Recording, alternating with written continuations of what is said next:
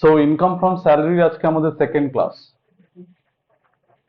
তো income from salary চ্যাপ্টারে আমরা বেসিক্যালি কি শিখছি, যে একজন স্যালারিড পার্সন অর্থাৎ যিনি কোথাও অ্যাজ এ এমপ্লয়ি কাজ করেন, তার স্যালারি ইনকামটা কিভাবে কম্পিউটেশন করতে হয়, কি পারপাসে, ট্যাক্সেশন পারপাসে। অর্থাৎ এই যে স্যালারি ইনকাম আমরা কম্পিউটেশন শিখব, সেই ট্যাক্সেবল স্যালারি ইনকামের ওপরই কিন্তু পার্সেন্টেজ চাপিয়ে ট্যাক্স ক্যালকুলেশন করা হবে এবং সেটা গভর্নমেন্টকে দেওয়া হবে। আমরা কিন্তু এটা শিখছি না কত টাকা ট্যাক্স গভর্নমেন্টকে দেব, আমরা এটা শিখছি কত টাকার ইনকামের ওপর ট্যাক্সের পার্সেন্টেজ অ্যাপ্লিকেশন হবে। দ্যাট মিনস আমরা ক্যালকুলেট করছি ট্যাক্সেবল স্যালারি ইনকাম কিভাবে বার করতে হয়। এবং লাস্ট ক্লাসে আমি তোমাদের বলেছিলাম যে স্যালারি ইনকাম আমরা যেটা ক্যালকুলেট করছি, কম্পিউটেশন করছি, তোমাদের মনে হতে পারে যে ইন হ্যান্ড আমরা যেটা পাই সেটাই আমার স্যালারি ইনকাম, সেটা কিন্তু ইনকাম ট্যাক্স অ্যাকসেপ্ট করে না। ইনকাম ট্যাক্সের নিজস্ব প্রভিশনস আছে। কোন কোন সেকশন ইনকাম ট্যাক্স এই ইনকাম ফ্রম স্যালারি কম্পিউটেশন নিয়ে ডিল করে? সেকশন 15 টু 17, মানে 15, 16, 17, এই তিনটে সেকশনে কিভাবে স্যালারি ইনকাম কম্পিউটেশন করতে হবে সেটা বলা আছে। মেনলি স্যালারির ইনকামের তিনটে মেন পার্ট, একটা হচ্ছে basic salary and others, next হচ্ছে অ্যালাউন্সেস, দেন পারকিউজাইটস। এই তিনটে পার্টকে টোটাল আপ করলে আমরা পাই কি? Gross salary. গ্রস স্যালারি থেকে তিনটে অ্যামাউন্ট বাদ যেতে পারে। নাম্বার ওয়ান, স্ট্যান্ডার্ড ডিডাকশন, যেটা 50,000 টাকা ফিক্সড, এন্টারটেনমেন্ট অ্যালাউন্সেস এবং professional tax paid by the employee. তিনটে বাদ দেওয়ার পর যেটা পড়ে থাকে সেটাকে আমরা বলি কি? Net salary or income from salary. Basic and others মধ্যে কারা আসে সেটা আমরা কভার করেছি। বেসিক স্যালারি, ওভারটাইম ওয়েজেস, ফিজ, কমিশন, বোনাস, অ্যাডভান্স স্যালারি, এরিয়ার স্যালারি, এবং যেগুলো কিন্তু সবটাই ট্যাক্সেবল হয়। একজন এমপ্লয়ি যতটুকু রিসিভ করে অ্যাজ বেসিক স্যালারি, ফিজ, কমিশন, ওভারটাইম ওয়েজেস, সেটা সম্পূর্ণভাবে ট্যাক্সেবল হয়। তারপরে আমরা শিখেছিলাম অ্যালাউন্সেস পোর্শন। অ্যালাউন্সেস পার্টে আমরা তিন ধরনের অ্যালাউন্সেস দেখেছিলাম। কিছু অ্যালাউন্সেস সম্পূর্ণ ট্যাক্সেবল, কিছু অ্যালাউন্সেস খরচ বাদ দিয়ে ট্যাক্সেবল, আর কিছু অ্যালাউন্সেসের ক্ষেত্রে নির্দিষ্ট অ্যামাউন্ট বাদ দিয়ে বাকিটা ট্যাক্সেবল। ওকে, আজকের ক্লাসে আমরা ফোকাস করব পারকিউজাইটস স্পেশালি, এবং এই পার্টটা করে নিতে পারলে তাহলে আমরা বেসিক এন্ড আদার্স করে নিয়েছি, অ্যালাউন্সেস করে নিয়েছি, পারকিউজাইটস হয়ে গেলে আমরা গ্রস স্যালারি করে নিতে পারবো। আর কি কি জিনিস বাদ দিতে হয় সেটা আমরা খুব ভালো করে জানি। সো আরামসে কিন্তু একজন স্যালারিড পার্সনের salary income as per income tax law আমরা ক্যালকুলেট করে নিতে পারবো। তো আজকে আমি পারকিউজাইটসে যাচ্ছি। তো প্রথমে এই যে কথাটা পারকিউজাইটস, এই কথাটার মানে কি স্যার? স্যার, পারকিউজাইটস হচ্ছে একজন এমপ্লয়িকে তার স্যালারি বা ওয়েজেস ছাড়াও অতিরিক্ত যে সুযোগ সুবিধা তাকে দেওয়া হয়, সেই অতিরিক্ত সুযোগ সুবিধাকেই আমরা বেসিক্যালি কি বলছি? পারকিউজাইটস। সাপোজ আমি একটা উদাহরণ দিয়ে বলি, মিস্টার এক্স কোন এক জায়গায় জব করে, তার জন্য তার মাইনা তো আছে, এছাড়া তাকে কার ফেসিলিটি দেওয়া রয়েছে। কার ফেসিলিটি মানে তাকে অফিস থেকে গাড়ি দিয়ে রেখেছে, সে সেই গাড়ি করে বাড়ি আসে, আবার গাড়ি করে অফিস যায়, গাড়ির সমস্ত খরচ, পেট্রোল খরচা বল, মেনটেনেন্স বল, সবকিছু অফিস ওঠায়। তাহলে এটা একটা সুবিধা না? তার মানে এখানে এমপ্লয়ি হাতে টাকা পেল না, কিন্তু এমপ্লয়ি একটা সুবিধা পেল, ফ্রিতে গাড়ি ব্যবহার করতে পারছে। শুধু গাড়ি কেন, অনেক এমপ্লয়ি ফ্ল্যাট ফেসিলিটি পেয়ে থাকে। দেখা যাচ্ছে তোমার অফিসটা গড়িয়ার এক প্রান্তে, তোমার বাড়ি রাজারহাট থেকে গড়িয়া যাতায়াত করতে রোজ পসিবল না। তোমায় কি করলো, অফিস কি করলো, তোমায় বললো যে ঠিক আছে গড়িয়াতে একটা ফ্ল্যাট তোমাকে দেওয়া হচ্ছে, তুমি ওখানে থাকো।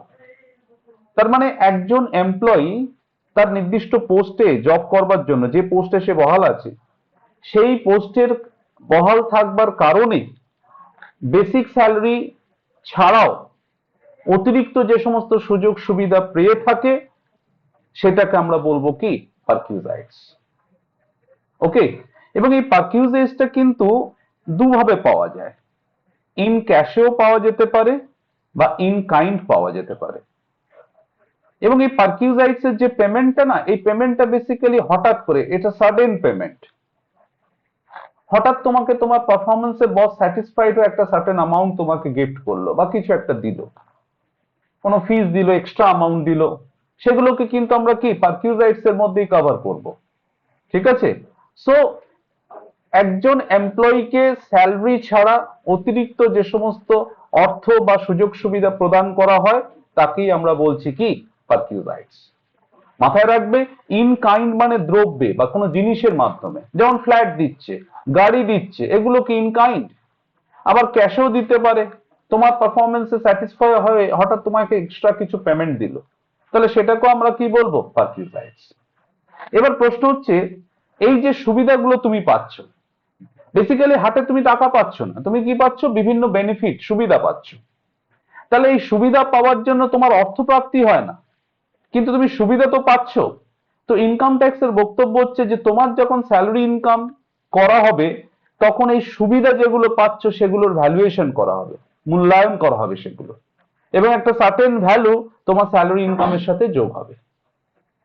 স্যার এই সার্টেন ভ্যালু কেন? আমি কি কার ফ্যাসিলিটি পাচ্ছি, তা আমি তো হাতে টাকা পাচ্ছি না, তো কি হয়েছে, তুমি তো সুবিধা পাচ্ছ, কারের সুবিধাটা পাচ্ছ, বাড়ির সুবিধা পাচ্ছ, তো সেই সব সুবিধাগুলোর মূল্যায়ন করা হবে, একটা ভ্যালুয়েশন করা হবে। সেই ভ্যালুয়েশনটা কিভাবে করা হবে সেটাই এই পারকিউজাইট পোর্শন আমাদের শিখতে হবে, যে একজন এমপ্লয়ি যে বিভিন্ন ধরনের সুযোগ সুবিধা পেয়ে থাকে সেই সুবিধাগুলোর ভ্যালুয়েশন কিভাবে করতে হয়, কারণ সেই ভ্যালুটাই কিন্তু তোমার গ্রস স্যালারির মধ্যে ইনক্লুড হবে। তোমার অলরেডি বেসিক এন্ড আদার্স হয়ে আছে, অ্যালাউন্সেস হয়ে আছে, তাহলে পারকিউজাইটস এর মধ্যে কি হবে? পারকিউজাইটস এর মধ্যে কনসিডার করা হবে একজন এমপ্লয়ি যে অতিরিক্ত সুযোগ সুবিধা পাচ্ছে, সেই সুবিধাগুলোর ভ্যালুয়েশন করা হবে, সেই ভ্যালুটা তোমার গ্রস স্যালারির মধ্যে ঢোকানো হবে। তাতে কি হবে, তোমার গ্রস স্যালারি বেশি মানে তোমার স্যালারি ইনকাম বাড়বে, তোমাকে বেশি টাকা ট্যাক্স দিতে হবে। এবার আমাদের এই ভ্যালুয়েশন কিভাবে করতে হয় বিভিন্ন পারকিউজাইটস এর, সেটাই এই পার্টে আমরা শিখবো। এই পারকিউজাইটস অনেক বড় পোর্শন, এবং যে সেকশন পারকিউজাইটস নিয়ে ডিল করে সেটা হচ্ছে সেকশন 17(2). সেকশন 17(2) তে আমাদের পারকিউজাইটস নিয়ে বক্তব্য বলা আছে। তার মধ্যে সেকশন 17(1) আমরা ফার্স্ট পড়বো, যেটা আমাদের সিলেবাস আছে, সেটা হচ্ছে valuation of rent free, valuation of rent free, furnished or unfurnished accommodation, furnished or unfurnished accommodation।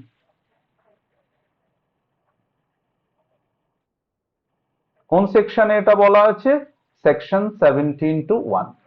আমরা কি করার চেষ্টা করছি? একজন এমপ্লয়ি যে সমস্ত সুবিধা পেয়ে থাকে তার ভ্যালুয়েশন করবার চেষ্টা করছি। এখানে কোন জিনিসের ভ্যালুয়েশন করার চেষ্টা করছি? Valuation of rent free, furnished or unfurnished accommodation। এখানে প্রথমে আমি ডিসকাস করব আনফার্নিশড অ্যাকোমোডেশনকে।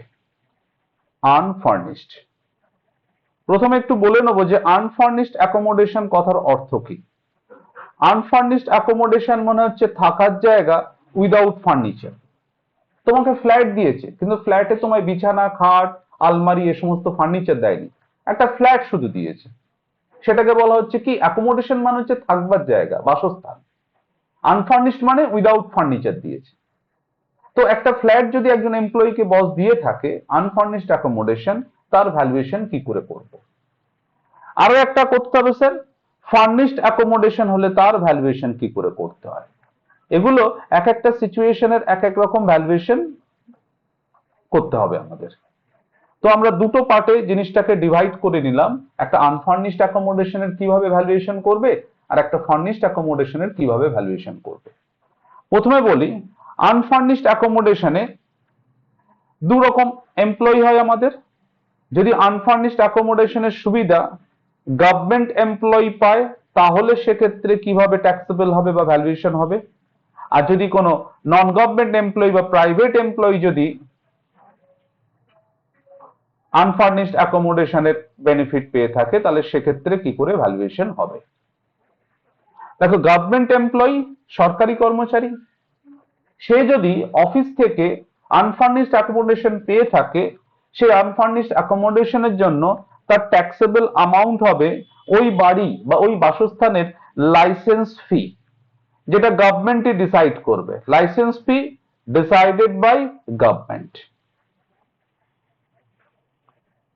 কোনো গভর্নমেন্ট এমপ্লয়ি যদি তার চাকরির কারণে বা চাকরির সুবাদে কোনো কোয়ার্টার বা কোনো অ্যাকোমোডেশন পেয়ে থাকে ফ্রিতে, যার কোনো রেন্ট ওকে দিতে হয় না, তাহলে সেই সুবিধা প্রাপ্তির জন্য ওর ইনকামের সাথে কতটুকু টাকা অ্যাড হবে, ওই বাড়ির লাইসেন্স ফি যেটা গভর্নমেন্ট ডিসাইড করবে যে হ্যাঁ এই ধরনের অ্যাকোমোডেশনের লাইসেন্স ফি এত টাকা, সেই টাকাটাই আমরা কি করব, ইনকামের সাথে অ্যাড করে নেব। সো তোমাকে মাথায় রাখতে হবে যে যদি কোনো গভর্নমেন্ট এমপ্লয়ি আনফার্নিশড অ্যাকোমোডেশন পেয়ে থাকে, তাহলে ওই সুবিধা পাওয়ার জন্য তার ইনকামের সাথে কতটুকু যোগ করতে হবে না, ওই অ্যাকোমোডেশনের লাইসেন্স ফি যেটা যেটা গভর্নমেন্টই ডিসাইড করবে, তোমার ক্যালকুলেট করার কিছু নেই, লাইসেন্স ফি যেটা গভর্নমেন্ট ডিসাইড করবে সেই অ্যামাউন্টটাই ট্যাক্সেবল হবে।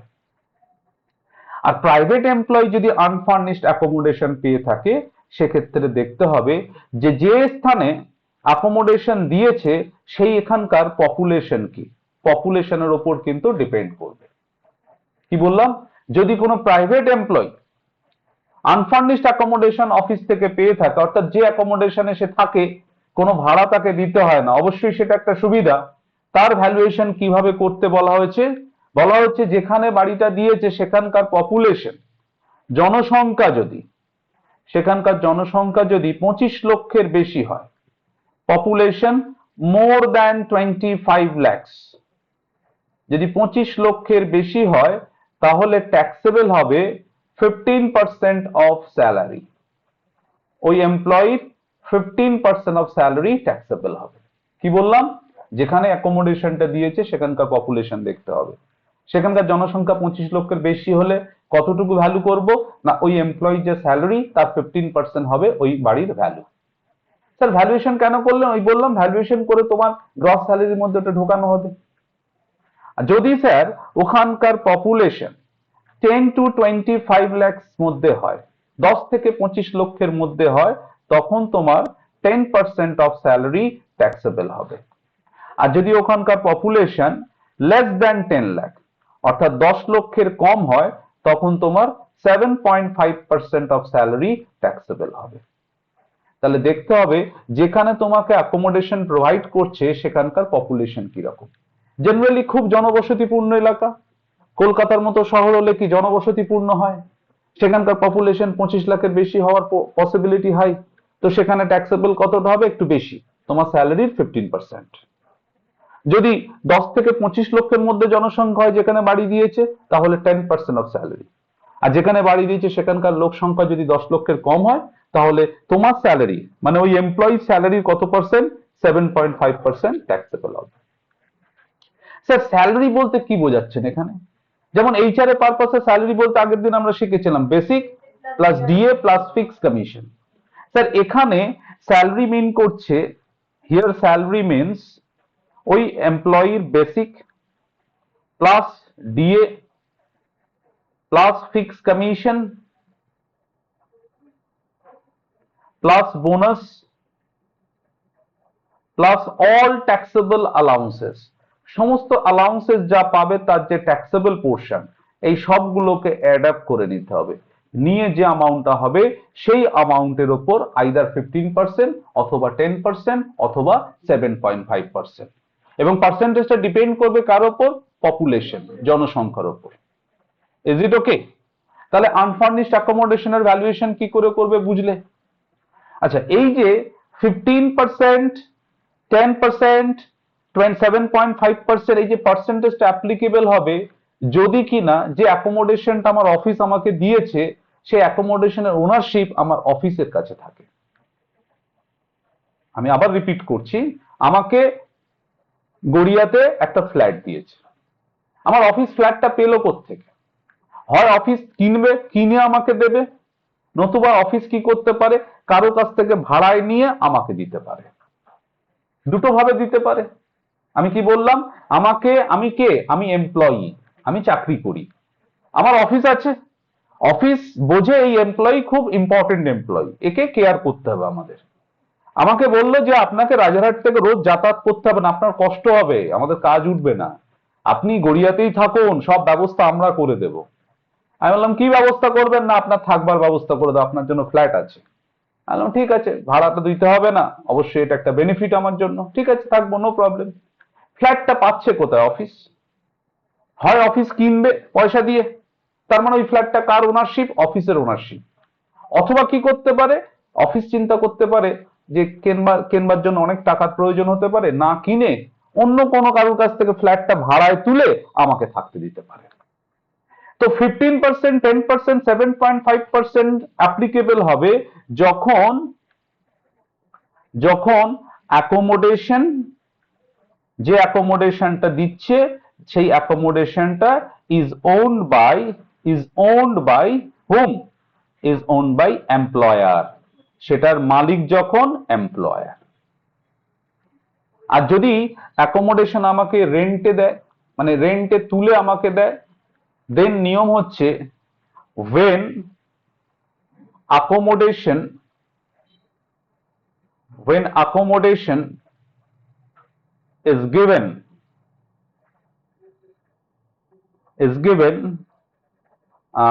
taking it on rent, মানে ভাড়ায় নিয়ে আমাকে দিচ্ছে, তখন কি করতে হয়? 15% অফ স্যালারি, আমার স্যালারির 15% অর লিজ রেন্ট, অথবা ওই বাড়ির ভাড়া যেটা দিচ্ছে আমার boss, whichever is earlier, sorry whichever is lower, সেই দুটোর মধ্যে যেটা ছোট হবে সেটা আমার কাছে ট্যাক্সেবল হবে।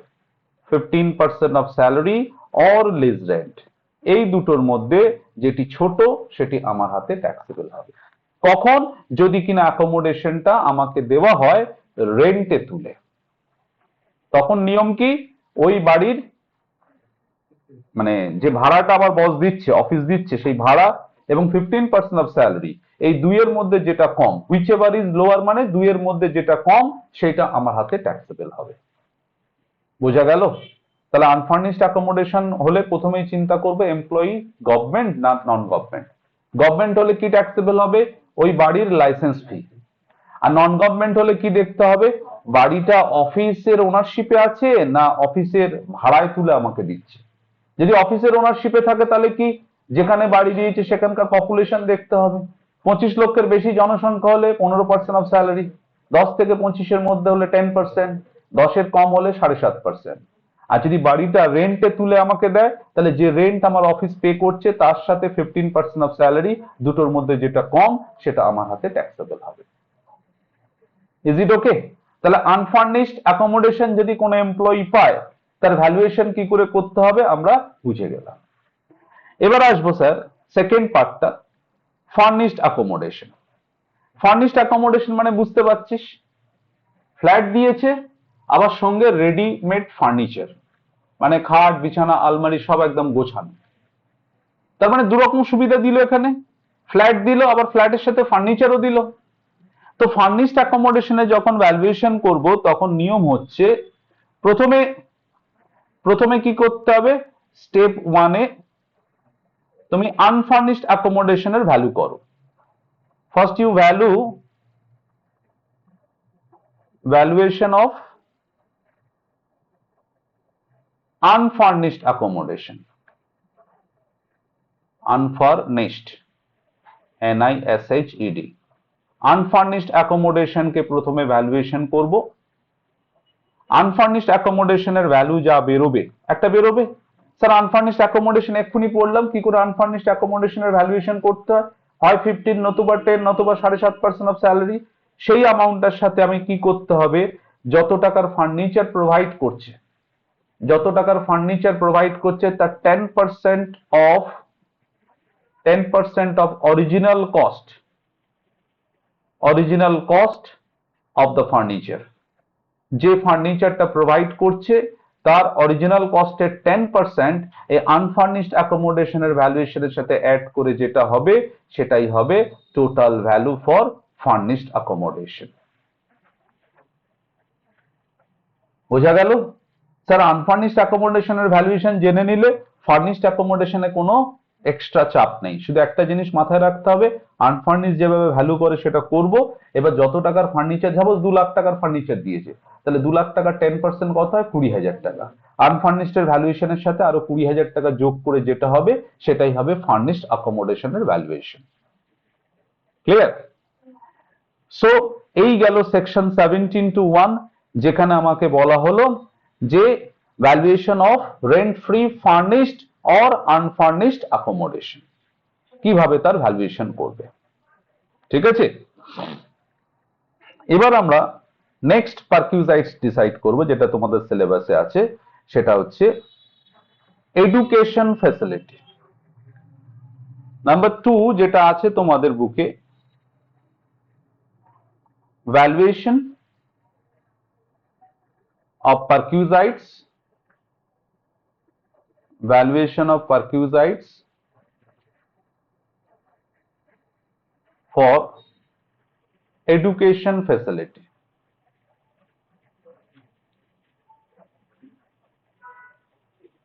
এডুকেশন ফ্যাসিলিটি, আগের দিন কিন্তু আমরা একটা চিলড্রেন এডুকেশন অ্যালাউন্সেস পেয়েছিলাম। স্যার অ্যালাউন্সেস আলাদা জিনিস আর এডুকেশনাল ফ্যাসিলিটি আর এক রকম।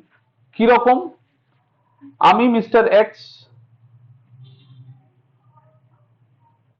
আমি জব করি কোন একটা কোম্পানিতে, সাপোজ আমি টাটাতে জব করি, আমি টাটার এমপ্লয়ি। এবার টাটা কি করেছে, টাটা তার এমপ্লয়ীদের কিন্তু ভীষণ কেয়ার নেয়।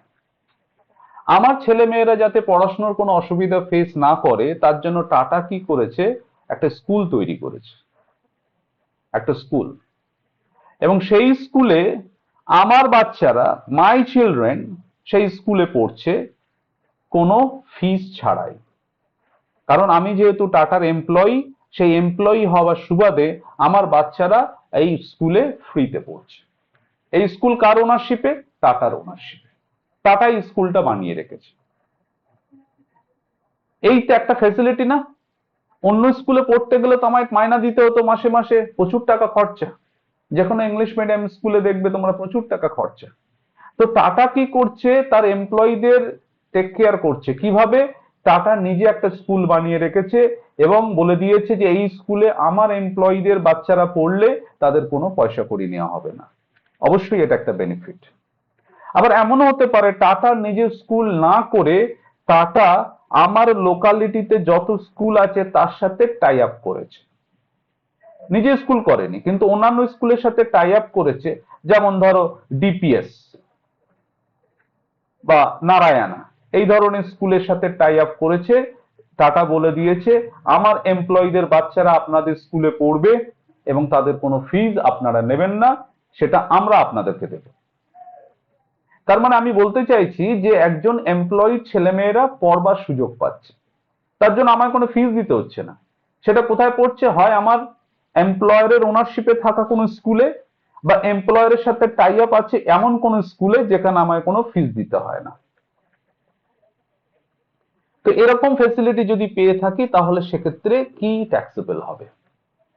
বলা হচ্ছে যে স্কুলে তুমি পড়বার সুযোগ পাচ্ছ সেই স্কুলে তুমি খরচা দেখো। সাপোজ ডিপিএস এ তোমার বাচ্চা পড়ছে, ডিপিএস এ পড়ছে, সেখানকার যা খরচা, ধরো পার মান্থ সেখানে খরচা হয় 10,000 টাকা করে। ঠিক আছে, তো বলা হচ্ছে যে যে স্কুলে তোমার বাচ্চা পড়ছে ঠিক সমমানের স্কুলে, ধরো টাটার নিজস্ব স্কুলে পড়ছে, টাটার স্কুলটা হচ্ছে নিউ টাউন চত্বরে, তো নিউ টাউন চত্বরে বাকি যে স্কুলগুলো আছে সেখানে যেমন খরচা হয় সেই খরচ থেকে প্রতি বাচ্চার জন্য 1,000 টাকা পর্যন্ত ছাড় হবে, হয়ে কিন্তু বাকি টাকা ট্যাক্সেবল হবে। দেখো একটা কথা কি, যদি টাটা ডিপিএস বা নারায়ণাতে অ্যারেঞ্জ করে দেয় তাহলে সেখানে তো পার মান্থ কত পাচ্ছে, পার মান্থ কত খরচা করছে সেটা তো আমি জানতে পারবো। সাপোজ আমার বাচ্চার জন্য 10,000 টাকা পার মান্থ খরচা করছে, তাহলে 10,000 টাকা পার মান্থ খরচা করছে, 10,000 থেকে 1,000 টাকা বাদ দিয়ে বাকি টাকা ট্যাক্সেবল হবে। আর যদি নিজের স্কুলে টাটার করা স্কুলে পড়ছে, তখন তো নিজের স্কুলে পড়ছে সেটা তো কিছুই পেমেন্ট করতে হয় না, নিজেদের স্কুল, তখন ওই স্কুলটা যে এলাকায় অবস্থিত সেখানকার অন্য স্কুলের যেরকম মাইনা হয় সেই মাইনা থেকে মাসে 1,000 টাকা পার মান্থ বাদ দিয়ে বাকি যে টাকাটা সেটাকে আমরা ট্যাক্সেবল করব। মোদ্দা কথা, স্কুলে পড়বার সুযোগ পাচ্ছে, কোনো ফিস দিতে হয় না। সেই স্কুলটা কার? এমপ্লয়ারের ওনারশিপে থাকা স্কুল হতে পারে। এমপ্লয়ারের ওনারশিপে থাকা স্কুলে পড়বার সুযোগ পাচ্ছে মানে তো কোনো পয়সা কড়ি দিতে হয় না। বলছে স্কুলটা যে এলাকায় অবস্থিত ওই এলাকায় তো আরো স্কুল আছে, দেখো ওই এলাকায় অন্যান্য স্কুলে খরচা কেমন হয়, সেই খরচের পরিমাণ থেকে প্রতি সন্তানের জন্য 1000 টাকা বাদ দিয়ে বাকি টাকা তোমার হাতে ট্যাক্সেবল হয়ে যাবে। তার মানে ওই স্কুল বা সমমানের স্কুলে যদি 1000 টাকার মধ্যে প্রতি মাসে খরচা হয় তাহলে নো ট্যাক্স, কিন্তু 1000 টাকার বেশি খরচ হলে, সাপোজ আমাদের নর্থ পয়েন্ট স্কুলে মাস গেলে 6000 টাকা খরচা, তাহলে 6000 থেকে 1000 টাকা বাদ দিয়ে পার মান্থ ট্যাক্সেবল কত হবে তোমার হাতে? 5000 টাকা। ঠিক আছে? তার মানে কি হলো, কি ফ্যাসিলিটি পাচ্ছে এমপ্লয়ি এখানে? Educational facility. এডুকেশনাল ফ্যাসিলিটি কি রকম? আমার বাচ্চারা কোথায় পড়বার সুযোগ পাচ্ছে? এমপ্লয়ারের তৈরি করা কোনো স্কুলে বা এমপ্লয়ারের অধীনস্থ কোনো স্কুলে। তাহলে ওই রকম স্কুলে পড়বার সুযোগ পাচ্ছে যেখানে আমায় কোনো ফিস দিতে হয় না। ইন দ্যাট কেস ওই স্কুলে বা ওই সমমানের স্কুলে পড়তে গেলে যা খরচা হয় সেই খরচ থেকে প্রতি সন্তানের জন্য 1000 টাকা বাদ দিয়ে বাকি টাকা কিন্তু আমার হাতে ট্যাক্সেবল হবে। আরেকভাবে ফ্যাসিলিটি দিতে পারে, এটা কি? এমপ্লয়ার তোমাকে একদম স্কুল তৈরি করছে বা কোনো স্কুলের সাথে টাই আপ করে নিচ্ছে যে আমার বাচ্চারা পড়বে তোমার স্কুলে। ঠিক আছে? আবার অনেক সময় এরকমও হয়, এমপ্লয়ার তোমাকে বলে দিল যে তোমার পছন্দ মতো যে কোনো স্কুলে তুমি পড়াও, স্কুলের যে খরচাটা তুমি করো পকেট থেকে, খরচা করে তোমার যা খরচ হয় তুমি আমাকে এসে জানাও, তোমার ডিটেলস দাও, আমি তোমাকে টাকা ফেরত দিয়ে দেবো। সেরকম যদি হয় তাহলে সেক্ষেত্রে এমপ্লয়ার যত টাকা তোমায় দিচ্ছে তোমার ছেলে মেয়ের লেখাপড়ার জন্য সেই পুরো টাকাটা কিন্তু তোমার হাতে ট্যাক্সেবল হয়ে যাবে। দুটো জিনিসের ডিফারেন্স ফিল করো। একটা, এমপ্লয়ার কি বলছে, আমার বস আমাকে বলল তোমার ছেলে মেয়ে আছে তো, চিন্তা করতে হবে না তোমার, আমি স্কুল করে রেখেছি, আমার স্কুলে পাঠিয়ে দাও। বা আমার স্কুল না থাকলে অমুক স্কুলকে আমি বলে রেখেছি, তুমি পাঠিয়ে দাও, ওখানে কোনো পয়সা লাগবে না, বেনিফিট আমার জন্য। ট্যাক্সেবল কি হবে না, যেখানে স্কুলে পড়ছে ওই সমমানের স্কুলে যেমন খরচা হয় তার থেকে প্রতি সন্তানের জন্য 1000 টাকা প্রতি মাসে বাদ দিয়ে বাকিটা ট্যাক্সেবল। এটা একটা ফেসিলিটি। সেকেন্ড হচ্ছে, আমাকে আমার বস বলছে যে আমার ওনারশিপে কোনো স্কুল নেই বা কোনো স্কুলের সাথে ওর আমার বসের কোনো টাই আপ নেই, আমাকে বলল তুমি তোমার এলাকায় তোমার পছন্দ মতো স্কুলে পড়াও, যা খরচ হবে তুমি করবে পকেট থেকে, পরে এসে আমাকে জানাবে যে তোমার কি কি খরচা হয়েছে, সব টাকা আমি ফেরত দিয়ে দেবো। সেটা যদি হয় তাহলে এমপ্লয়ার যত টাকা আমাকে দিচ্ছে সে পুরো টাকা কিন্তু আমার হাতে ট্যাক্সেবল। এছাড়া ট্রেনিং ফ্যাসিলিটি দিয়ে থাকে অনেক সময়। সাপোজ আমি কোনো অফিসে আছি, নতুন একটা সফটওয়্যার এসছে, সেই সফটওয়্যারটা আগে ছিল না, তো আমাদের সমস্ত এমপ্লয়িকে একটা সেমিনার বা একটা ট্রেনিং প্রোভাইড করা হচ্ছে যাতে আমরা অফিসের সমস্ত এমপ্লয়ি সেই সফটওয়্যারটা কিভাবে রান করতে হয় সেটা শিখে নিতে পারি। এবং তার জন্য খরচ করছে কে? খরচ করছে এমপ্লয়ার। তাহলে সেটাও তো আমার জন্য একটা বেনিফিট, আমি ট্রেনিং নিচ্ছি উইদাউট পেইং এনিথিং। এই যে ফ্যাসিলিটি, ট্রেনিং ফ্যাসিলিটি যেটা, সেটা কিন্তু ট্যাক্সেবল হবে না, এটা সম্পূর্ণ করমুক্ত। ইনকাম ট্যাক্স বলছে এই ট্রেনিং ফ্যাসিলিটির জন্য আমরা কিছু ভ্যালুয়েশন করব না। সুতরাং তোমাদের আমি কটা ভ্যালুয়েশন পড়ালাম? একটা হচ্ছে valuation of rent free unfurnished, valuation of rent free furnished, আর ভ্যালুয়েশন অফ এডুকেশন ফ্যাসিলিটি। আর একটা কি বললাম, এডুকেশন ফ্যাসিলিটিতে আমি দুরকম আলোচনা করলাম, একটা হচ্ছে স্কুলে ফ্রিতে পড়বার ব্যবস্থা, আর একটা হচ্ছে তুমি তোমার পছন্দ মতো স্কুলে পড়াও, এমপ্লয়ার তোমাকে পরে টাকা ফেরত দিয়ে দেবে। এই দুটো সিচুয়েশন, এই দুটো তিনটে পারকিউজাইটসই তোমাদের ক্লাস 11-এ আছে। আরো যে সমস্ত ফেসিলিটিস গুলো যেমন কার ফেসিলিটিস, মেডিকেল ফেসিলিটিস, এগুলো কিভাবে ভ্যালুয়েশন করতে হয় সেটা তোমাদের ক্লাস 11-এর সিলেবাসে নেই, সুতরাং সেটা নিয়ে মাথা ঘামাবার দরকার নেই। আরেকটা পয়েন্ট মাথায় রাখতে হবে স্যার, সেটা হচ্ছে কিছু কিছু পারকিউজাইটস বা সুবিধা আছে যেটা কমপ্লিটলি ট্যাক্স ফ্রি, যেটার ওপর কোনো ট্যাক্স দিতে হয় না। যেমন দেখো, কোন একজন এমপ্লয়ি যখন অফিসে থাকে, অফিসে কিন্তু কিছু টি স্ন্যাক্স পেয়েই থাকে, অফিস টাইমে দুবার করে চা দেয়, সঙ্গে বিস্কিট ফিস্কিট দেয়, তো এটাও তো তুমি ফ্রিতে খাচ্ছ, বাইরে হলে তোমার পয়সা দিয়ে খেতে হয়। এই যে সুবিধাটা পাচ্ছ এটাকে বলে ট্যাক্স ফ্রি পারকিউজিট, এটার জন্য তোমাকে এক্সট্রা পে করতে হচ্ছে না, এবং এই যে সুবিধাটা পাচ্ছ সেটার জন্য কোনো ভ্যালুয়েশন করা হবে না, ইনকাম ট্যাক্স বললে এটা ট্যাক্স ফ্রি, এর জন্য আমরা কিছু তোমার ইনকামের সাথে অ্যাড করব না। বা তোমার টেলিফোন বা মোবাইল বিলের খরচাটা অফিস দেয়, তোমার মোবাইল বিল, মোবাইলের যে রিচার্জটা সেটা অফিস করে দেয়। এই সামান্য বেনিফিটের ভ্যালুয়েশন ইনকাম ট্যাক্স বলেছে আমরা কিছু করব না, এটাও ট্যাক্স ফ্রি পারকিউজাইটস। ট্যাক্স ফ্রি পারকিউজাইটস মানে যে সুবিধাটা তুমি পাচ্ছ কিন্তু তার জন্য কোনো ভ্যালুয়েশন করা হবে না, তোমার ইনকামের সাথে কিছু অ্যাড করা হবে না। তাহলে কি কি বললাম? Tea snacks tax free, mobile bill recharge করছে ট্যাক্স ফ্রি, তারপর তুমি অফিসের ল্যাপটপ বাড়ি নিয়ে এসছো, ল্যাপটপে তোমার মেয়ে পার্সোনাল মানে তোমার পার্সোনাল কিছু কাজবাজ করলো, তোমার ছেলে মেয়ে দেখা যাচ্ছে স্কুলের কিছু প্রজেক্ট কিছু ব্রাউজিং করলো, কোনো সাইট ফাইট ভিজিট করলো, সিনেমা দেখলো, তাহলে সেটাও তো অফিসের ল্যাপটপ নিজের পারপাসে ইউজ করছো, ওই সামান্য বেনিফিট ইনকাম ট্যাক্স রিলিফ দিয়েছে যে না ওটা আমরা ভ্যালুয়েশন কিছু করবো না। বা ক্লাব ফেসিলিটি, কোনো বড় বড় অফিসে তুমি জব করলে তোমার ক্লাব ফেসিলিটি আছে, উইকেন্ডে তুমি কোনো ক্লাবে যাবে, একটু এনজয় করবে, মজ মস্তি করবে, তার জন্য কোনো পেমেন্ট করবে না, যেহেতু ওইখানে জব করো তুমি, ওই ফ্রি সুবিধাটা তোমার আছে, সেটাও ট্যাক্স ফ্রি। তো এরকম কিছু কিছু সুবিধা আছে যেগুলো কিন্তু ইনকাম ট্যাক্সে বলা হয়েছে কি দ্যাট ইজ ট্যাক্স ফ্রি পারকিউজাইটস। ওকে, এবার এর উপর বেস করে আমাদের নিউমেরিক্যালস করতে হবে, সামস করতে হবে, তবে জিনিসটা আরো কংক্রিট হবে। আমরা কিন্তু লাস্ট দুটো ক্লাসে বেসিক্যালি ইনকাম ফ্রম স্যালারির বিভিন্ন প্রভিশনস ডিসকাস করলাম। ওকে, এবার এই প্রভিশনস গুলোই আমাদের সামসে অ্যাপ্লাই করতে হবে, ঠিক আছে? তো পারকিউজাইটস পোর্শনে এটুকু জানলেই তোমাদের হবে, ঠিক আছে? এবার বইতে এসো, বইতে দেখি।